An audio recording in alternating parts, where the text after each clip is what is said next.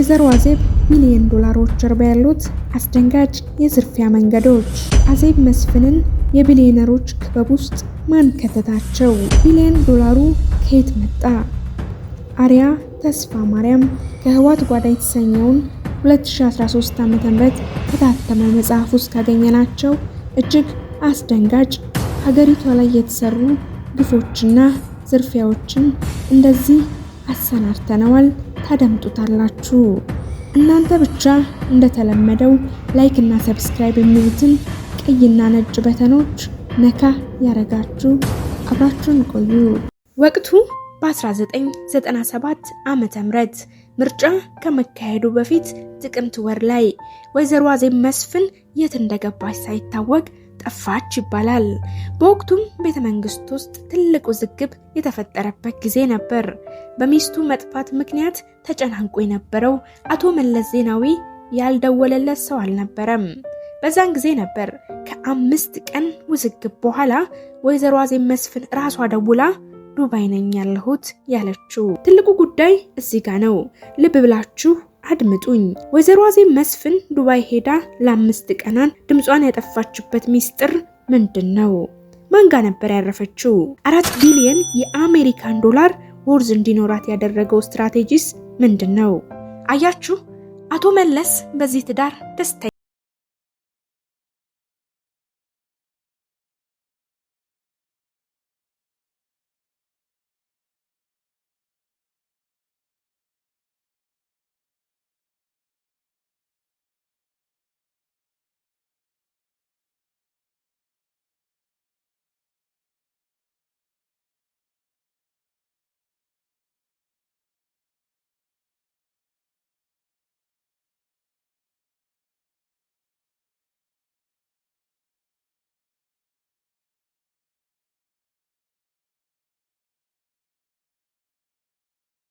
እሱም በአንድ ቀን 3 ፓኬት ሲጋራ የሚያጨስ ሰው ነበር።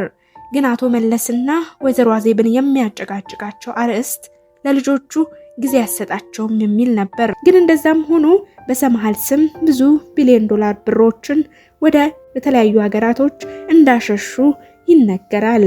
በ2 ሳምንት አንዴ ወይዘሮ አዜብ እና አቶ መለስ በተጨቃጨቁበት ዕለት አዜብ መስፍን በቦታው መቆየት አልፈለገችም። እናም በዛኑ ሰዓት ኮሮላ መኪናዋን አስነስታ ወደ ቦሌ ኤርፖርት ታቀናለች።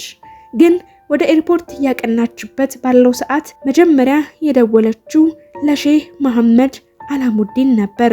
ምክንያቱ እንዴት መሰላችሁ? ወይዘሮ አዜብ ወደ ዱባይ ስትበር በሼሁ ቻርተር አውሮፕላን ለብቻዋ ነበር። ዱባይ እንደደረሰችም በአቶ ኢያሱ በረሀ የመኖሪያ ቪላ ቤት ውስጥ ነበር ያረፈችው።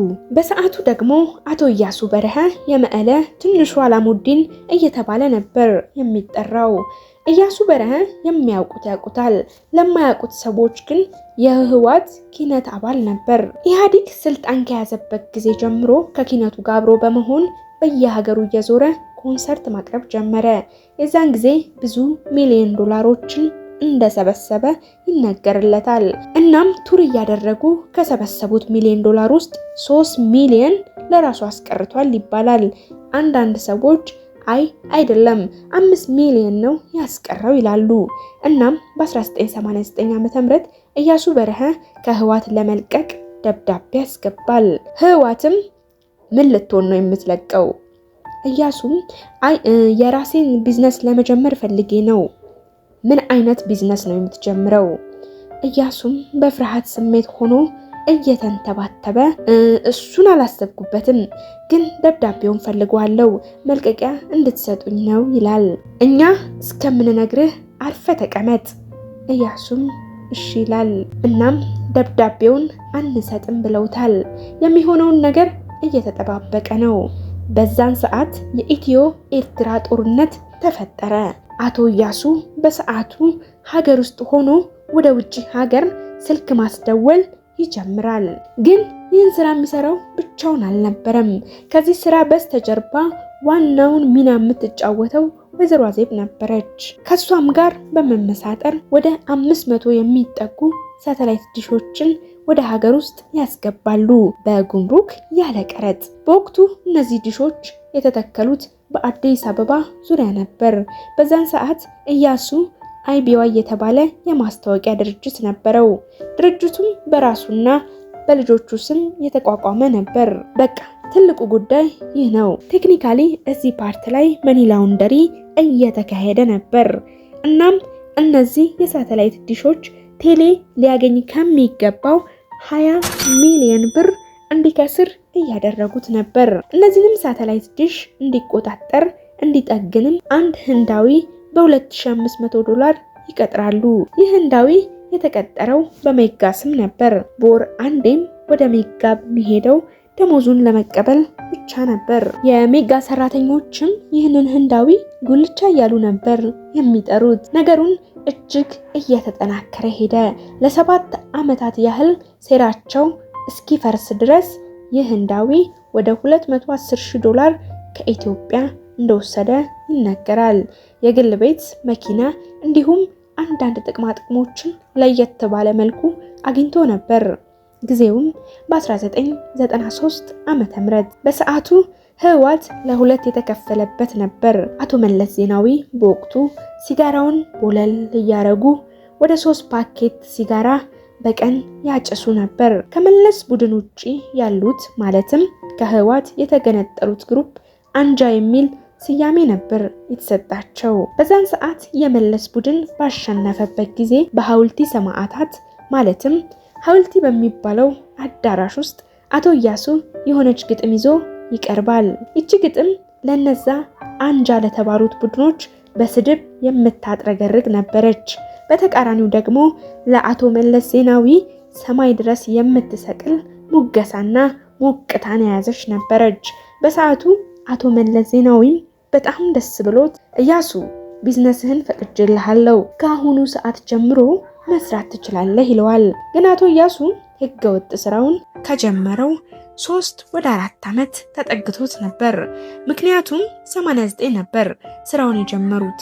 እናም በ1995 የአዲስ አበባ ፖሊስ ኮሚሽንና የደህንነት ቢሮ ከልዩ ምርመራ ቡድን ጋር በመሆን ከሲቪል አቪዬሽን አነስ ያለች ትንሽ የአውሮፕላን ተፈቅዶላቸው ወዲህ ወዲያ ብለው በ7 ወር ውስጥ ሲካሄድ የነበረውን ወንጀል ኢትዮ ቴሌኮምን 20 ሚሊዮን ብር እንዲከስር ያደረገውን ኬዝ ፈተው ፍርድ ቤት ያቀርቡታል። በዛን ሰዓት አቶ ኢያሱ በርሀን ጨምሮ 38 ተጠርጣሪዎች በቁጥጥር ስር ይውላሉ። እናም በሰዓቱ የቴሌቦርድ ኃላፊ የነበሩት ሰው በቴሌቪዥን መስኮት ብቅ ብለው መግለጫ ይሰጣሉ።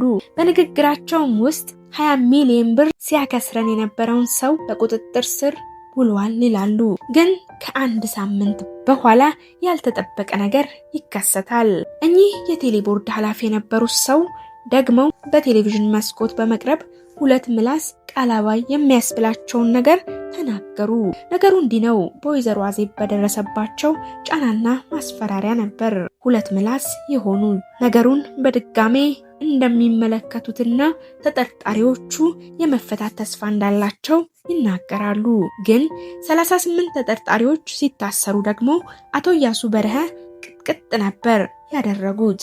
ጉዳቱም ከፍ ያለ ስለነበር 15 ቀን ሆስፒታል ውስጥ እንዲተኛ ተደርጎ ነበር። ሆስፒታልም በነበረበት ወቅት ተኝቶ ሲቃዥና ሲቀባጥር ነበር። አዜብ ኧረ ተውኝ፣ እኔም ብቻዬን አይደለሁም፣ ሊገሉኝ ነው። ፖሊሶችና ቤተሰቦቹም በነበሩበት ሰዓት ቅዠቱን አላቆመም። እኔ ብቻዬን አይደለሁም፣ የሰራሁት ከአዜብ ጋር ነው፣ አዜብ አለችበት እያለ ቅዠቱን ቀጠለ። እናም ከአዲስ ዓመት በፊት አቶ ኢያሱ በርሀና 38 ተጠርጣሪዎች በወይዘሮ አዜብ ትዕዛዝ መሰረት ከእስር እንዲፈቱ ተደረገ። አቶ ኢያሱ ከእስር እንደተፈታ ሀገር ውስጥ የማስታወቂያ ስራ ይሰራበት የነበረውን ዕቃ ጠቅልሎ ወደ ዱባይ ይገባል። እዛ ያለ ነበር ወይዘሮ አዜብ መስፍን ወደ ኢያሱ የሄደችው። ግን ደግሞ ዱባይ ሆና ለባለቤቷ ስትደውል እነዚህ 3 ሰዎች ነበሩ ወደ ዱባይ ተልከው ወይዘሮ አዜብ መስፍንን ይዘዋት የመጡት። አፈሩን ገለባ ያርግላቸውና እነዚህ ሰዎች አቶ ስዩም መስፍን፣ አቦይ ፀሐዬና አቶ ተክለወይኒ ነበሩ። እናም ዱባይ ደርሰው ወደ ኢያሱ መኖሪያ ካመሩ በኋላ የቪላውን በር አልፈው ከገቡም በኋላ አቶ ኢያሱና ወይዘሮ አዜብ መስፍን የሆነ ከነሱ የማይጠበቅ ነገር እየሰሩ እነዚህ 3 ሰዎች ይመለከታሉ። ልክ 50 Shades of Grey የተሰኘውን ፊልም የተመለከተ ሰው ቅኔው ይገባዋል። አቶ ኢያሱ በርሀ ወይዘሮ አዜብ መስፍንን በቀበቶ ሲመታት ይመለከታሉ። 3ቱም ግራ በመጋባት እርስ በእርሳቸው እየተያዩ ለምንድነው የሚመታት እያሉ ይሾካሾካሉ። ልክ አዲስ አበባ እግራቸው እንደረገጠ ያዩትን ነገር ለአቶ መለስ ሄደው ሹክ ይሉታል።